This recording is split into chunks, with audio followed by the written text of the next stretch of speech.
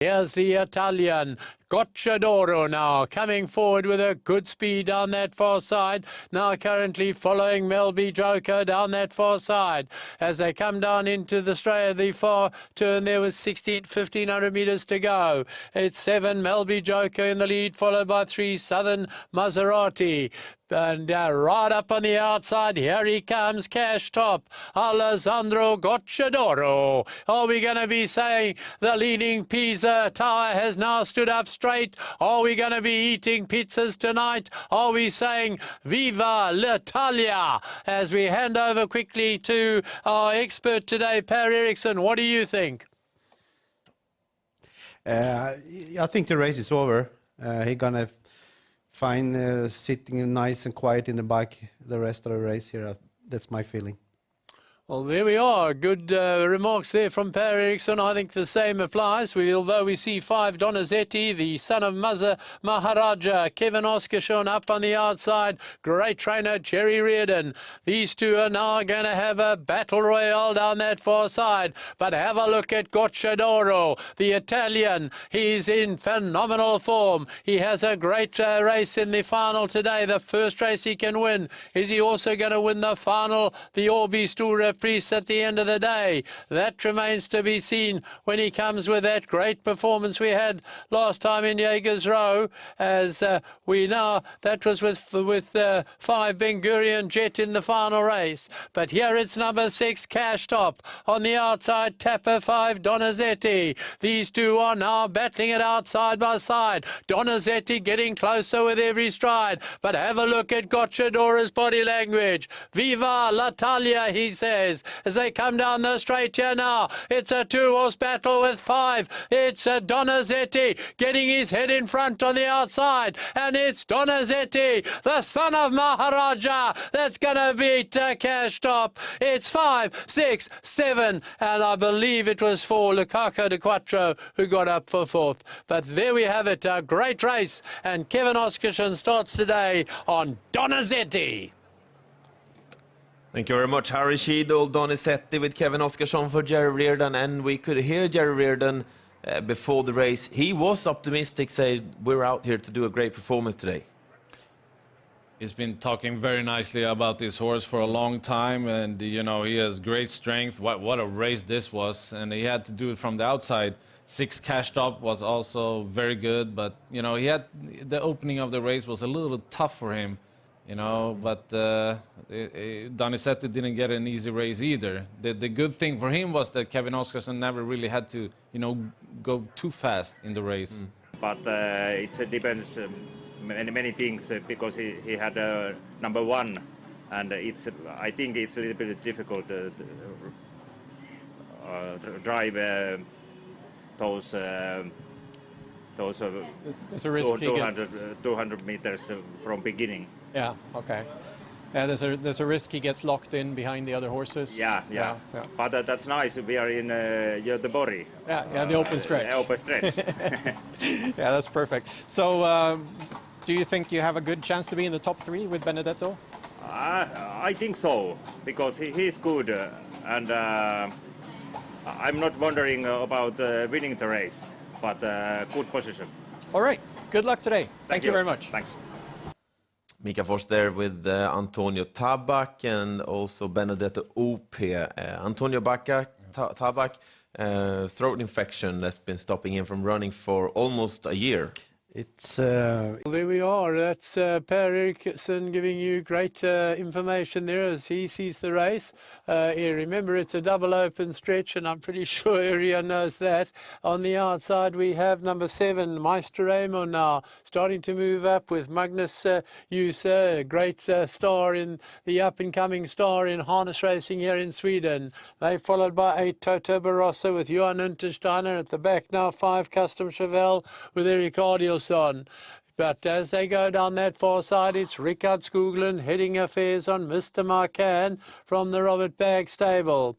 They head affairs there from on the outside, 7, Maestro Amon, Stefan Melander's horse on the outside.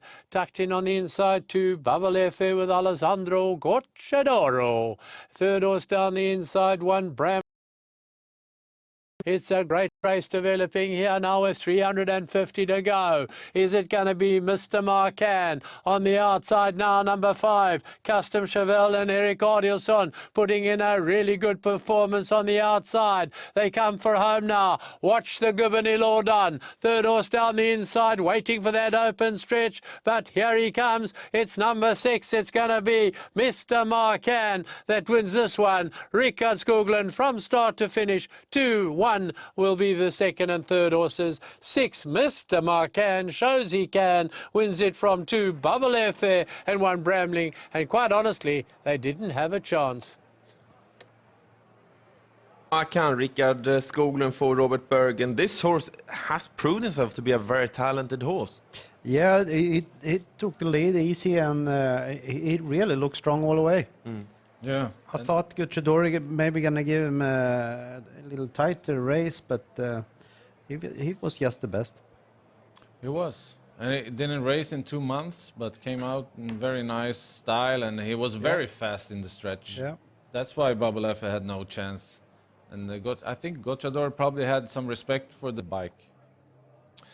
The car now accelerating, and away they go. Lucifer Lane on the inside is going well, but not fast enough to stop 5. Antonio Tobacco, number 3. Lawmaker now trying to hold out on the inside is Lucifer Lane, saved by the turn. So a great start there from Lucifer Lane, and takes over the lead without any problem. On the inside 3, Lawmakers going well, and will be happy for the open stretch with Matsusa. From the back of the field, number 9, Zaccaria Bar and Alessandro Gocciadoro. They've had a not so hot start today, but here comes Gocciadoro on Zaccaria Bar, and here they are on the outside of 2, Lucifer Lane. Right at the back of the field is Per Nordstrom on 8, Aaron Boko. Conrad Lugau's Star earlier as they go down that far side with the leader in the lead, number 2, Lucifer Lane. I believe Haran Boker only changed stables, not because they were dissatisfied with Lugau, the other way around. It was just that the trainer is now working as a stable hand, I believe, with Per Nordstrom. So there you are. That's, I believe, the reason for the change in stables. Nevertheless, we have the leader to Lucifer Lane. How does it look for you, Per Eriksson? Lucifer Lane looked very good, but I'm a little interested to see what Mats Djuse can do when they open up stretch coming here. But Lucifer Lane looked very strong in the lines here, so. Well, there we are, our expert Per Eriksson. I think Gocciadoro's got the better of 2, Lucifer Lane. And look at number 8 there, Haran Boko, coming with a storming run, but just too much to make up. But quite seriously, I feel it's 2, Lucifer Lane on the inside. But have a look at Zaccaria Bar. Viva l'Italia! Gocciadoro! Oh, Alessandro! Italia! Number 9, Zaccaria Bar wins it from a fast finishing 8, Haran Boko. And sorry, Lucifer Lane, Peter Andersson, I think you were right. He needed the race, Lucifer Lane. 2 months off is questionable. Well done, Peter Andersson. Yeah, it's a good to have rules sometimes. There are no rules that work every time, but always be a little careful when favorites have a different rhythm, a different time period, especially when they have a little longer between the races. But Haran Boko ended up a little bit too far back. Otherwise, he could have won it. But Zaccaria Bar, he hung in there, and it's funny. He never really looks like a winner, but he was the strongest. Haran Boko probably finishing second. Lawmaker came off the pace a bit, and Lucifer Lane needed a race. Definitely. He looked strong, but the last 8 showed that he needed a race.